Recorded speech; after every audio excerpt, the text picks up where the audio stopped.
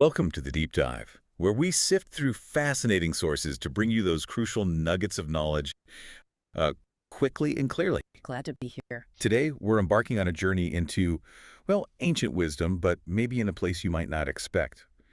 We're taking a deep dive into the Bhagavad Gita, not just as a religious text, though, but through the really profound insights of the Indian philosopher Sri Aurobindo and his exploration of the divine teacher. And what's fascinating here is how this text, it really seems to transcend the usual religious boundaries. Right. We'll be looking at Sri Aurobindo's essays on Gita, that's our main source, and seeing how he unpacks these timeless truths about, human existence, our internal struggles, and the nature of spiritual guidance. Making it all feel surprisingly relevant, even now. Exactly. These ancient ideas, they still speak to us. And your goal for this deep dive is really to come away with a swift but still thorough understanding of what makes the Gita so incredibly unique. We want to illuminate why its central figure, this divine teacher, continues to resonate so deeply, hopefully offering those aha moments that help you connect that ancient wisdom to your own life today. Yeah, those moments of connection. Okay, let's unpack this. Let's kick things off with something that makes the Gita truly stand out right from the start. Okay. When you think of major spiritual texts, the scriptures of Christ or Muhammad or Buddha or even India's own Vedas and Upanishads, they're usually standalone books. Right, independent works. But the Gita, it's different. It's actually an episode, a key scene, embedded right within this colossal Indian epic, the Mahabharata. That's a crucial point. It just bursts forth at what the source calls a critical moment in history, right in the middle of wars and men's deeds. I mean, a world on the brink of this devastating conflict. Yeah. So this isn't some quiet revelation in a monastery. It's wisdom literally born from chaos. And that integration, as Sri Aurobindo points out, it's far from accidental. He suggests it's a later composition, skillfully woven into the Mahabharata by its author. And the purpose seems to be precisely to give its teachings immense authority and, well, widespread appeal. So it wasn't just tacked on. No, not at all. If we connect this to the bigger picture, it means the Gita isn't just abstract philosophy for, scholars or monks in an ashram. Right. It plunges us directly into a practical crisis. It's applying ethics and spirituality to the raw, lived experience of human life. And we see that through Arjuna. Vividly through Arjuna, yeah. The central disciple. He's standing on the battlefield of Kurukshetra, grappling with this just agonizing moral dilemma. It challenges his whole understanding of life, duty, everything. So think about that for a moment. This isn't some serene spiritual talk. It's a conversation about ultimate truth happening right there, amidst the clash of armies. Does that setting, you think, make the wisdom feel more urgent, maybe more universally applicable because it's not shielded from the messiness of life? Absolutely. I think it grounds the spiritual and the pragmatic. It shows that these profound insights, they aren't just for saints in quiet contemplation. Yeah. They're for individuals like us facing real-world dilemmas, real struggles. That's a powerful thought. So with this kind of extraordinary origin in mind, wisdom erupting from conflict, let's zoom in a bit. Okay. Sri Aurobindo points to three crucial, he says, almost symbolic components that really drive the Gita's core message. Here's where it gets really interesting. He calls them the Trinity of Insight. The Trinity of Insight. So these are, first, the divine personality of the teacher himself. Second, the nature of his relationship with the disciple.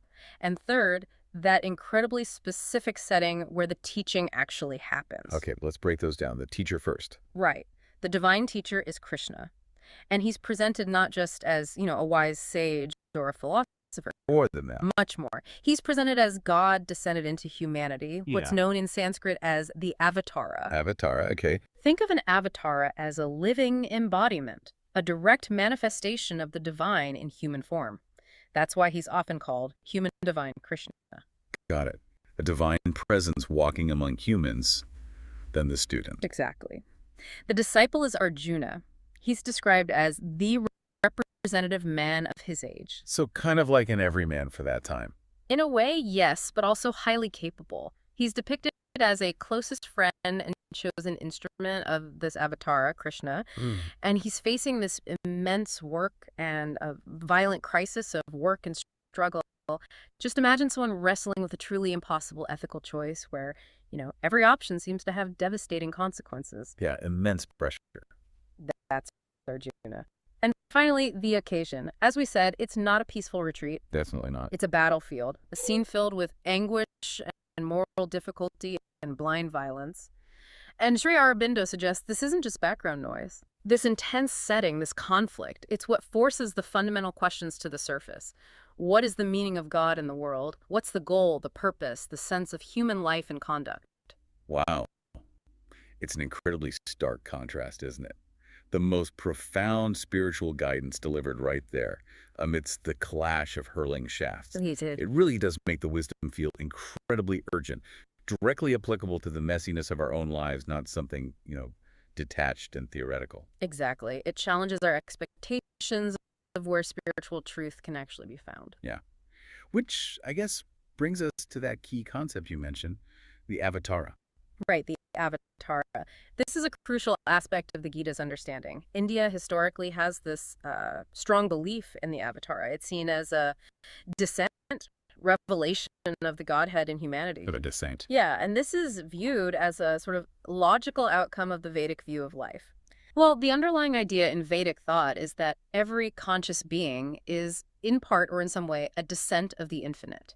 It's this pervasive understanding that the divine can manifest, and indeed does, in various forms, including human. Okay, so it's a natural part of that worldview. And Sri Aurobindo contrasts this a bit, doesn't he, with some other traditions? He does draw a distinction, yes.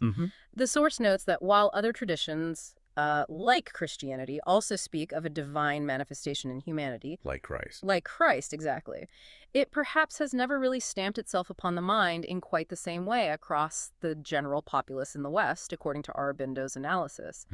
He suggests there's sometimes more emphasis maybe on the historicity, focusing heavily on biographical details, like the example given is Jesus as the carpenter Joseph. The historical facts. Right, sometimes maybe at the expense of the deeper, ever-present spiritual significance.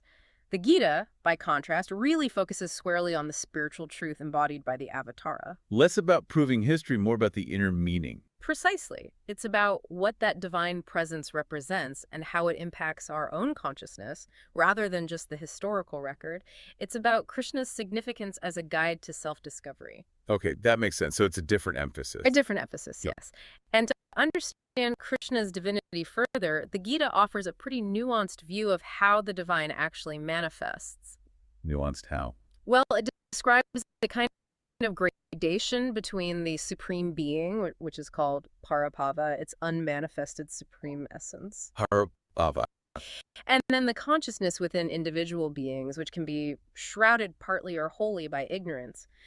But, and this is key, the divine fire and soul in man, that inherent spark. The spark within. Yes, that spark can always open up to self-knowledge, with the right effort and guidance. So it's like a spectrum of divine presence, from the ultimate unseen source right down to this potential within each of us. Exactly, a spectrum. The divine itself pours itself into the firms of the cosmic existence, revealing its powers, things like knowledge, love, joy, force. And how does the avatara fit into this pouring out? So the unborn, which represents the highest manifestation, the full descent of Godhead, that's the avatar, takes on finite forms.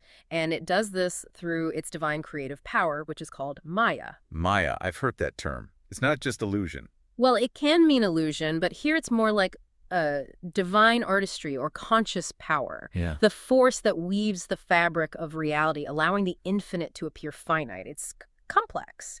Okay, cosmic artistry, I like that. And the Gita also introduces this really profound concept, Nara Narayana. Narayana. Yes. This portrays the human soul, which is Nara, as a constant companion to the divine soul, Narayana. And Narayana is described as the Lord who abides within the heart of creatures. Wow, a companion within our hearts. It suggests this constant, intimate relationship is always there, potentially. So, okay, what does this all mean for us then, personally? It sounds like this divine consciousness isn't some, distant, abstract thing. Exactly the point. It clarifies that this divine consciousness is always present in the human being.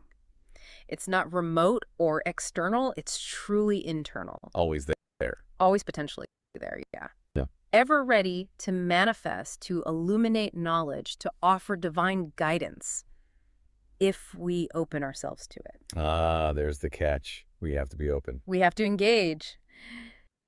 The ultimate goal, as the Gita suggests, is to awaken this inner voice, to cultivate that spark we talked about, Right. and eventually stand face to face with manifest divine power, love, and knowledge, but within ourselves.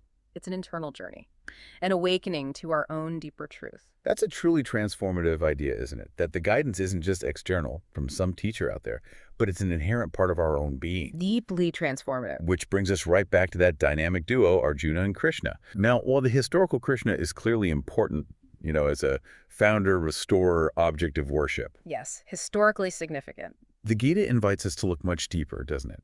Into their unique relationship. Indeed. Their interaction really transcends a simple teacher-student dynamic. Sri Aurobindo sees it as a powerful symbolic companionship Symbolic companionship. between the human soul, Nara, and the divine soul, Narayana. And he points out this isn't even a new concept within Indian thought. Oh, it appears elsewhere. Yes, the source reminds us this dynamic echoes in much older texts. Like there's an image of Indra and Kutsa riding together on a single chariot. Okay. Or that really profound metaphor from the Upanishads of the two birds upon one tree. One eats the fruit, the other watches. That's often interpreted as Nara and Narayana. Two birds, one tree. Right. And significantly, both birds are described as doing tapasya together for knowledge. Tapasya, that's like intense spiritual effort. Exactly. Intense discipline, focused inner work, jointly seeking ultimate understanding. It symbolizes that constant interplay, that coexistence of the human and the divine within each of us. And again, let's not forget where this divine partnership, this symbolic dance between human and divine, is actually unfolding. Right back to the battlefield. Not in some peaceful hermitage, but, as we keep saying, in the midst of the hurling shafts. It just powerfully underscores that this deep spiritual work, Yeah. it isn't just for monks or quiet time. No, it's deeply relevant, available to us even the most challenging, active moments of our lives. It feels like a call to action for our inner world, even when the outer world is in turmoil. Precisely. And the divine teacher in the Gita, Krishna, he's far more than just a revealer of knowledge, like a detached philosopher. He's active. Very active. He is the God and man who moves our whole world of action, constantly guiding our struggles and labors. The God in man. Yes. Krishna is depicted as the secret master of works and sacrifice and the friend of the human peoples. This highlights a crucial point. Our everyday actions, our choices, our work, our efforts, they aren't separate from our spiritual journey. They're a part of it. They are the path. Our actions become pathways to profound understanding, with the divine knower guiding us every step, transforming even the hardest circumstances into opportunities for growth and ultimately knowledge. Action leading to knowledge, guided from within. That's the essence of it. And so we bring this deep dive to a close, kind of circling back to where we started, but hopefully with more depth. The truly unique nature of the Bhagavad Gita. It's this epic within an epic, born not from quiet contemplation, but from human crisis. And it presents a divine teacher who is both, well, historical in one sense, but also profoundly symbolic. A representation of the divine within us all. Yeah, challenging our assumptions about where and how we find profound wisdom. And the key insight we've really tried to extract from Sri Aurobindo's perspective is this. The divine teacher isn't just an external figure, a guru out there somewhere or a distant deity. Right. It's an internal presence, a source of guidance, wisdom, power that is always available to us right here, right now, Always available. ready to be awakened and tapped into amidst the very real-world battles, the complexities, the struggles of our own lives. Okay, so considering everything we've unpacked in this deep dive, from the Gita popping up on a battlefield to this idea of a divine teacher actually existing within you, Yeah. what does it mean for you, the listener, to seek or maybe recognize that divine teacher inside yourself, especially, when you're facing your own Kurukshetra? Your own battles. Exactly. Those challenging moments, difficult decisions, intense conflicts in your life. What kind of inner wisdom could you potentially tap into? And how might recognizing that fundamentally change the way you navigate your world? Not just in theory, but in your actual day-to-day experience. A powerful question to sit with. Yeah. We'll leave you with that profound thought to ponder until next time.